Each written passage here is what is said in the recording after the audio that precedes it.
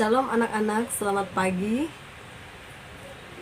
Perkenalkan nama Ibu Murphy. Ibu akan mengajar pendidikan agama Kristen dan budi pekerti kelas 11 sampai minggu yang akan datang. Saat ini sebelum kita memasuki materi kita pada hari ini, kita akan menyaksikan lagu tentang keluarga cemara. Selamat menyaksikan. Kita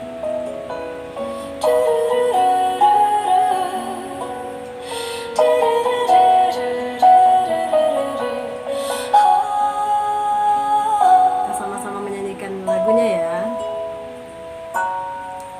Harta yang paling berharga adalah keluarga.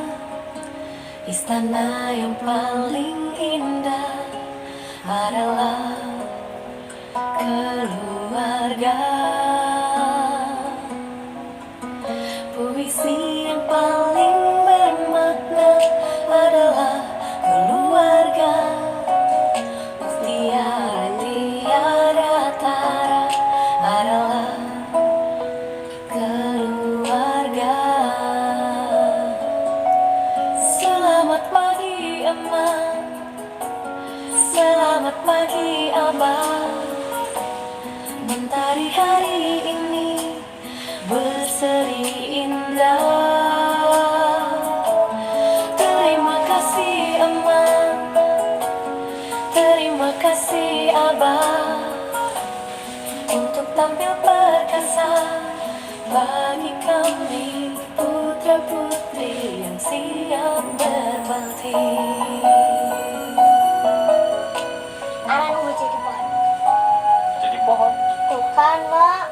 Pohon gak penting. Kan nama arah sendiri kan diambilnya dari pohon cemara. Puisi yang paling bermakna adalah keluarga. Mutiara tiada tara adalah keluarga. Selamat pagi, Emak. Sayang, Selamat pagi, Abah. sayang, mentari hari ini berseri indah. Terima kasih Emak, terima kasih Abah, untuk tampil perkasa bagi kami putra-putri yang siap berbakti. Oke, tadi kita sudah menyanyi bersama tentang lagu Keluarga Cemara. Ini adalah lagu yang mengantar materi kita pada pagi hari ini. Nah, anak-anak ini kasih yang Yesus Kristus. Sekarang sebelum kita memasuki materi kita, baiklah kita berdoa terlebih dahulu. Mari kita berdoa. Tuhan kami surga, kami bersyukur kepadamu. Terima kasih untuk kasih karunia yang kau berikan kepada kami. Hari ini kami akan belajar pendidikan agama dan budi pekerti. Biarlah kami boleh mengerti dan memahami apa yang disampaikan oleh Bapak Ibu Guru kami. Terima kasih Bapak. Ini doa ucapan syukur kami, di dalam nama Yesus kami berdoa. Amin. Ya, dalam minggu ini materi kita yang pertama tentang Tuhan pedoman kehidupan keluargaku. Sekali lagi, Tuhan pedoman kehidupan keluargaku. Silahkan membuka Alkitabnya dalam Kejadian pasal 2 ayat 24 dan 1 Korintus pasal 11 ayat 3 serta Yohanes pasal 2 ayat 1 sampai 11. Saya akan membacakan 1 Korintus pasal 11 ayat 3.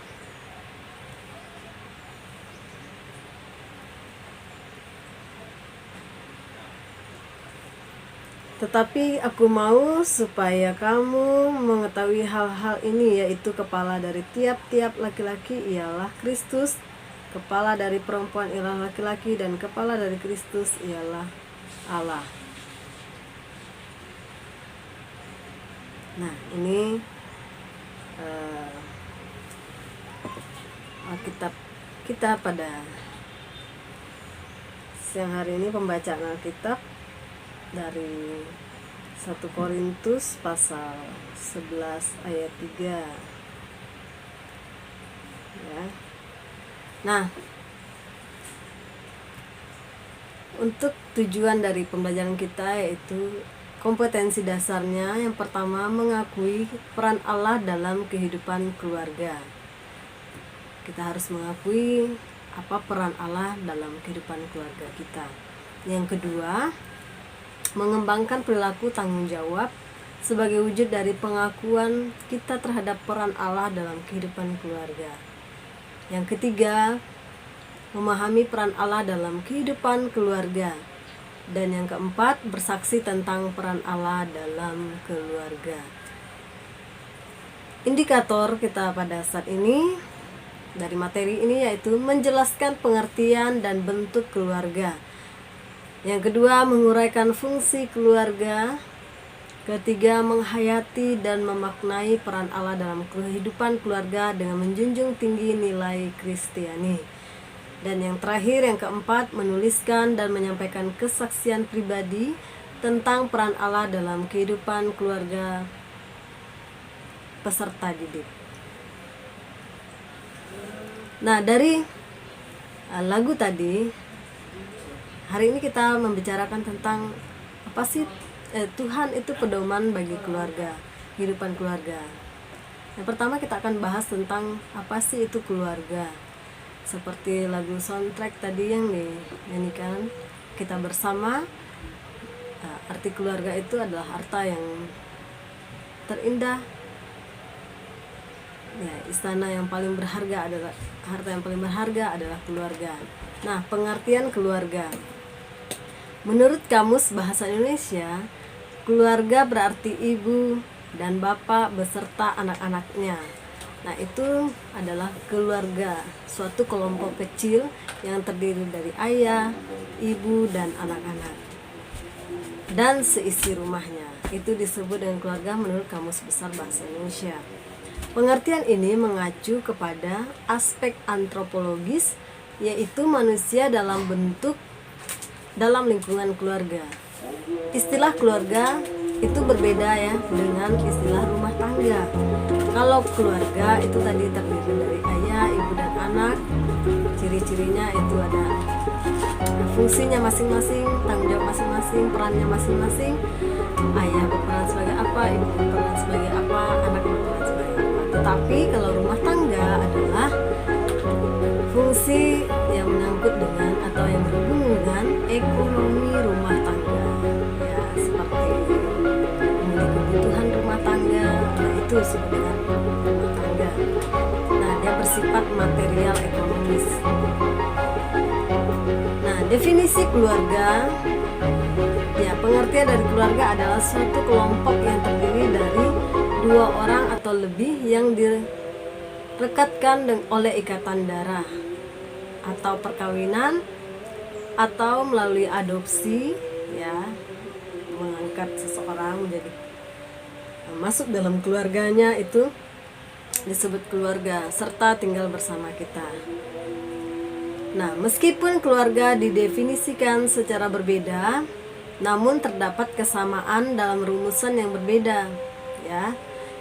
Kesamaan itu mencakup ciri-ciri pokok, yaitu yang pertama, keluarga merupakan kelompok atau persekutuan sosial yang paling kecil di dalam masyarakat.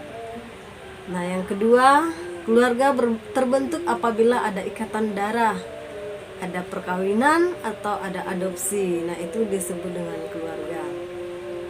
Yang ketiga, keluarga merupakan suatu persekutuan yang berawal dari 2 orang yang berbeda jenis kelamin yang diikat dalam ikatan pernikahan. Ya. Terdapat 2 bentuk keluarga dalam masyarakat, yaitu keluarga inti dan keluarga besar. Yang pertama kita bahas tentang keluarga inti. Ada istilah yang mengatakan nuclear family ada conjugal family, ada tingkatan-tingkatannya. Ada basic family, itu adalah keluarga besar. Nuklir itu keluarga kecil, keluarga sedang, dan keluarga besar. Yaitu kelompok yang terdiri dari ayah, ibu, dan anak-anak, atau keluarga yang terdiri dari pasangan suami istri dan anak-anaknya. Itu disebut dengan keluarga inti. Yang kedua, keluarga besar. Ada istilahnya extended family, consanguine family, yaitu kelompok yang terdiri dari semua orang, ya, semua orang yang berketurunan dari satu kakek atau satu nenek yang sama, termasuk keturunan masing-masing istri dan suami, atau dengan kata lain, keluarga besar adalah keluarga batih ditambah dengan kerabat lain yang memiliki hubungan erat atau hubungan darah. Nah, dan senantiasa dipertahankan, misalnya kakek, ada nenek, paman, bibi, keponakan, dan sebagainya. Itu adalah keluarga besar, ya. Selanjutnya, dalam keluarga itu memiliki fungsi, ya. Ada berapa sih fungsi keluarga? Nah, ada yang tahu berapa fungsi keluarga? Ya, ada 9 fungsi keluarga yang kita akan pelajari hari ini. Yang pertama, yaitu fungsi keluarga, itu kita bahas dulu. Fungsi keluarga itu setelah sebuah keluarga terbentuk, anggota keluarga memiliki tugasnya masing-masing, ya. Suatu pekerjaan yang harus dilakukan dalam kehidupan keluarga, inilah yang disebut sebagai fungsi. Adapun fungsi keluarga adalah sebagai berikut. Yang pertama, fungsi biologis. Fungsi biologis ini yang berhubungan dengan pemenuhan kebutuhan biologis, ya, fisik, ya, dan kebutuhan seks antara suami istri. Nah, untuk menghasilkan keturunan, memenuhi kebutuhan gizi keluarga, serta memelihara dan merawat anggota keluarga secara fisik. Nah, ini adalah fungsi biologis. Yang kedua adalah fungsi sosialisasi anak, berhubungan dengan pembentukan kepribadian anak, nah, karakter anak, ya, serta memperkenalkan pola tingkah laku, sikap, keyakinan, cita-cita, dan nilai-nilai yang dianut oleh kelompok sosial masyarakat. Yang ketiga, ada fungsi afeksi. Fungsi afeksi ini berhubungan dengan rasa, ya, istilahnya afeksi. Misalnya rasa kasih sayang, rasa aman, keintiman, perhatian, dan rasa aman yang tercipta dalam keluarga. Itu adalah fungsi afeksi, rasa, ya. Yang keempat, fungsi edukatif, berkaitan dengan pendidikan untuk anak sesuai dengan tingkat perkembangannya, serta menyekolahkan anak untuk memberikan pengetahuan, keterampilan yang sesuai dengan bakat dan minat anak. Jadi tidak hanya di dalam rumah saja memberikan anak-anak pendidikan, walaupun orang tua, keluarga adalah tempat pendidikan utama dan pertama dalam keluarga, tetapi anak-anak juga harus disekolahkan ke pendidikan formal untuk mengembangkan keterampilannya, bakatnya anak tersebut. Selanjutnya, yang kelima adalah fungsi religius. Nah, ini pasti berhubungan dengan rohani kita, ya. Fungsi ini mendorong dikembangkannya seluruh anggota menjadi insan-insan agama yang penuh ketakwaan kepada Tuhan Yang Maha Esa, serta menunjukkan penghayatan dan perilaku nilai-nilai agama yang dianutnya, ya. Jadi masing-masing kita di dalam keluarga tetap diajarkan kerohanian kita, ya. Yang keenam adalah fungsi protektif. Fungsi ini bertujuan agar memberikan tempat yang nyaman bagi anggota keluarga dan memberikan perlindungan secara fisik, ekonomis, maupun psikologis, ya, jiwanya bagi seluruh anggota keluarganya. Nah, ini fungsi protektif. Yang ketujuh, fungsi rekreatif. Nah, ini yang berhubungan dengan mencari suasana yang enak ya bersama keluarga. Fungsi ini bertujuan untuk mencari hiburan. Nah, memberikan suasana yang segar dan gembira dalam keluarga. Yang kedelapan adalah fungsi ekonomis. Berkaitan dengan orang tua yang mencari sumber-sumber penghasilan untuk memenuhi kebutuhan keluarga dan pengaturan penggunaan penghasilan keluarga untuk memenuhi kebutuhan keluarga tersebut. Dan yang terakhir adalah fungsi status sosial. Keluarga akan mewariskan kedudukannya kepada anak-anaknya karena kelahiran anggota keluarga biasanya dihubungkan dengan sistem status ini. Selain itu, status individu juga dapat berubah melalui perkawinan dan usaha-usaha yang dilakukan seseorang. Nah, itulah dia fungsi keluarga ya. Ada 9 fungsi keluarga yang sudah kita bahas tadi. Selanjutnya, selain fungsi keluarga yang sudah diuraikan tadi, secara khusus menurut iman Kristen, fungsi keluarga seperti yang dipaparkan dalam kitab suci orang Kristen adalah sebagai berikut. Yang pertama, sebagai teman sekerja Allah dalam mengelola alam semesta dan segala isinya. Manusia diciptakan sesuai dengan gambar dan rupa Allah, dalam bahasa Ibrani-nya yaitu imago Dei. Artinya, manusia merupakan perpanjangan tangan Tuhan di bumi untuk menjaga seluruh ciptaan Tuhan, termasuk dalam hubungan antara sesama dan juga alam. Nah, pada saat ini banyak kejadian alam yang kadang itu dari sumbernya adalah manusia. Nah, Tuhan memberikan kita manusia untuk memelihara alam sekitar kita, tapi kadang ada beberapa manusia yang merusak alam itu dan terjadilah dampak banjir, tanah longsor, dan sebagainya. Nah, Tuhan inginkan kepada kita untuk memelihara alam ciptaan ini. Nah, makanya manusia diciptakan itu istimewa dan sangat spesial ya.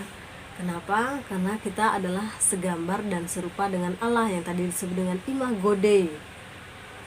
Nah, yang kedua, sebagai lembaga pendidik utama dan pertama dalam kitab Ulangan pasal 6 ayat 4-9. Yang pertama berarti belum ada lembaga lain yang dapat mendahului peran keluarga. Jadi, keluarga adalah satu-satunya pendidikan yang utama dan pertama, dan tidak ada pendidikan lain yang bisa mendahului peran keluarga dalam pendidikan kepada anak. Yang utama berarti belum ada lembaga lain yang mengungguli perannya dalam pendidikan. Dengan kata lain, keluarga menjadi lingkungan dasar penerapan dan pembentukan nilai-nilai kehidupan sesuai dengan ajaran Kristiani. Yang ketiga, fungsi keluarga menurut iman Kristen adalah sebagai wadah semua anggota keluarga dalam mengekspresikan kasih, kesetiaan, dan sikap saling menghormati. Dalam Efesus pasal 5 22-23, pasal 6 ayat 1-3. Setiap anggota keluarga berkewajiban menciptakan lingkungan keluarga yang harmonis. Berarti semua, tidak hanya satu ya, tidak hanya ayah, tidak hanya ibu, tidak hanya anak-anak, tetapi semuanya berkewajiban menciptakan lingkungan yang harmonis dengan menghayati dan melakukan ajaran-ajaran Kristiani, sehingga dampaknya dapat terpancar dalam lingkungan masyarakat yang lebih luas. Nah, demikianlah materi kita hari ini tentang Tuhan sebagai pedoman bagi kehidupan keluarga. Dari materi ini ada yang ingin ditanyakan atau ada yang tahu apa yang harus kita lakukan sebagai anak, fungsi kita sebagai anak kepada orang tua, fungsi orang tua sebagai orang tua, dan fungsi masing-masing memiliki fungsinya ya. Oke, demikianlah pembelajaran kita hari ini. Untuk minggu depan kita akan melakukan evaluasi bagaimana pembelajaran kita kali ini. Demikian pelajaran kita hari ini, cukup sampai di sini. Mari kita berdoa terlebih dahulu. Bapa kami surga, kami datang kepada Tuhan pada siang hari ini. Kami menaikkan puji dan syukur kepadamu. Kami boleh melaksanakan pelajaran kami hari ini. Di dalam nama Yesus yang ada Tuhan dan Juru Selamat kami berdoa. Amin.